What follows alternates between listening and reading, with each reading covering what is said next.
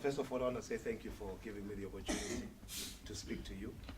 It's amazing that men can come and congregate and meet together in issues that affect manhood. That for me is a very big statement, particularly it being a Pusa Thursday one, and also it being World Cup, Belgium and England. You know, I love soccer, but I love my work more. So I want to commend you for doing that. I think you can put hands for yourself.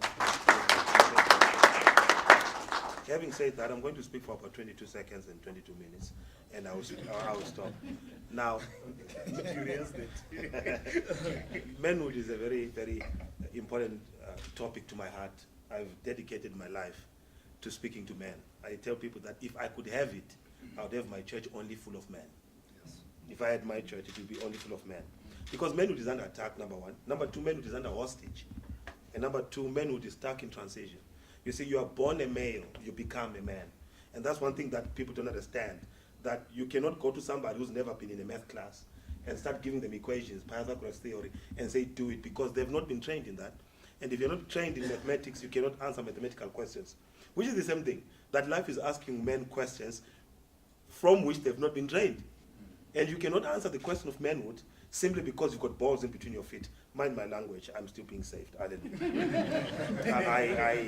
When I do my work with men, please, I'm a very ordained bishop, but I want to hit it where it hurts. Someone say, give it to me like a man, bishop. Hallelujah. If you say, give it to me like a man, I will. See, I'm the type of person that likes, when I speak to people, they speak to me also. So when you say, just give it to me like a man, you know, and we have to have masculine languages and masculine language, because manhood is a language. Number one, manhood is a language, and every language gives you a location. And because society does not speak the language of manhood, men don't know where to locate themselves, because manhood is a language. Womanhood is a language. Right now, go to exclusive books and look for books for men. That's what they now. Men's health, men's mindset, men's sexuality. The only quickest thing you can find in a bookstore about men is how to find Viagra at half price, or sports, or cars. But there's nothing that talks to the mind frame and the configuration of a man. Go to a woman's department, there is menopause, there is menstrual cycle. There are books that makes them understand themselves. Your body right now is a man. You actually wait for spasmodic patterns that tell you that you're a man. You grow up, you wait for your voice to break. You wait for beards, you wait for hairs on your chest. If these things don't come, you are busy asking yourself, am I a man? Because other people have it. At 14, you still don't have, your voice is not broken. A woman at the age of 13, something breaks and she bleeds and she runs to a woman, it's what's going on, and her body will detect this. But nothing really tangible helps me be a man. And if you really look at it now, it is a difficult thing to be a man. Simply because, I always say this, everybody here has got two ages. You've got a psychological age and you've got an earth-born age. And the conflict of life is when your psychological age is not compatible with your earth-born age, which means you can be 40 but 14. Which means you've got the frame of a man but the substance of a boy. And when we give you life, actually with many of us here, it's just adults playing with, it's just babies playing with adult toys. They give you a woman, you think it's a Barbie doll because you don't know how to treat a woman. Because men play with toys, they just become expensive as they grow. Right now, everybody here has got a toy. And let me tell you now, all of you is a cave where you play with your toys. Whether it's pornography, whether it's cheating with a little girl, or whatever it is, any man has a place. Because why? I read a book, it says, men cry in the dark. And I came to church and they said, you must cry in the light. No, men were not designed to cry in the light. Men were designed to cry in the dark. You are weak if you cry in the light, because not everybody is allowed to see the tears of a man. The tears of a real man can break someone. A man must appropriate his tears, because you must cry where it's allowed. There are places where it's not allowed to cry as a man, simply because you're a man. I can't cry here, I can't break here. I'll hold myself together and find a safe place that I break without breaking somebody, because a man is a pillar. Actually, when we talk about the male man, we are talking about the species of human society. I believe that when God said, let us make men in our own image, the man species is dual. There is the female man and there is the male man. And the male man is the foundation. He talked about the roof, and many men want to be the head. But when we say the man is the head of the family, literally the foundation is not seen. If you are the foundation, you are beneath, of which everything stands. Yes. A man that wants to be seen is not a foundation, because foundations are not seen. But foundations, when it's weak, the house cracks. And any house that is cracked is a house with poor foundations. If I ask now, real now, you'll be shocked that many of us here have not had a healthy relationship with their father. And the relationship with your father determines your esteem as a man. Whether you like it or not, I had one preacher who was doing a funeral of a man that committed suicide. I counseled a man in that particular circumstance some years ago from California. The issue came out on paper where I was counseling this young man. And the man was sitting, and so when I got home, the house was smelling funny. He used to live with his father in the apartment. The mother was divorced from the father. And when he got into the apartment, it was smelling funny. And when he got inside, you see some big things on the wall. He looks at the table, his father is slumped on the table, pulled a gun through his mouth, and killed himself. And the preacher was conducting the funeral. The boy was on the coffin of the father, sobbing.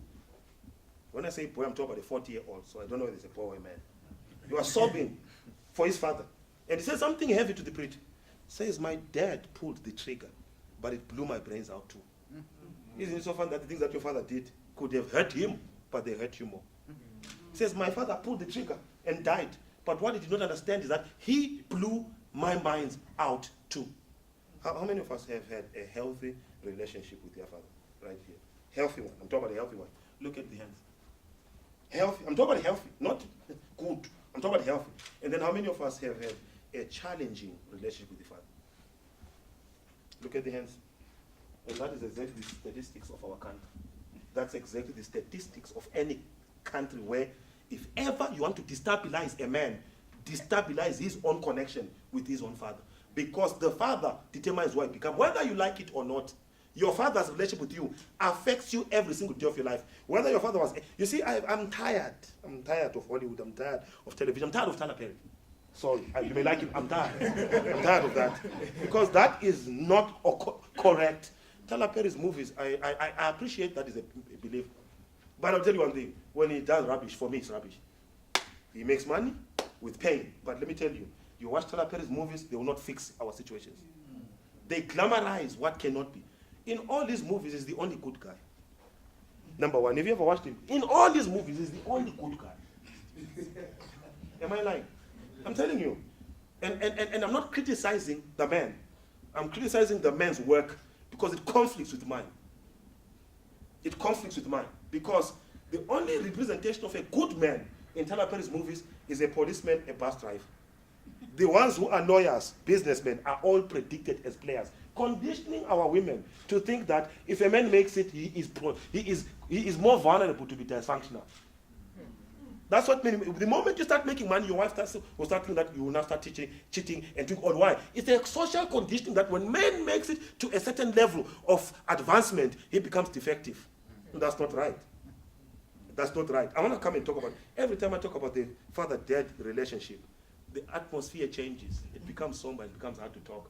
Because men are not easy to express their emotion. The only emotion that a man can experience is anger. Very easy. Man is a beast. There are 4 faces of manhood that you must all have. 4 faces. A man that has 1 face is a defective, crying man. Actually, can I say this? The divine equation for manhood is this word called power. A man that has no power is a toy in the hands of a woman. A man that has no power is clay in the hands of life. Anyone makes him any mold or shape. Because when God created man, without power, I'm sorry, without power, you're not a man. You are a male, not a man. You have balls, but not function. You drive a nice car, but you are still not a man. Without the car, you feel like you're nothing. Because manhood is not the accumulation of material. Manhood is the vibration of substance. Women were automatically designed to respond to power. A man comes to me and says, Bishop, please help me. My wife does not respect me. I say, I can't help you that. Because if she cannot respect you, it means there's something in you that does not command that respect. So the problem is not the wife. The problem is the man in the equation with the woman. I'm talking to myself. And I know that. No, I'm going to hit some heavy points.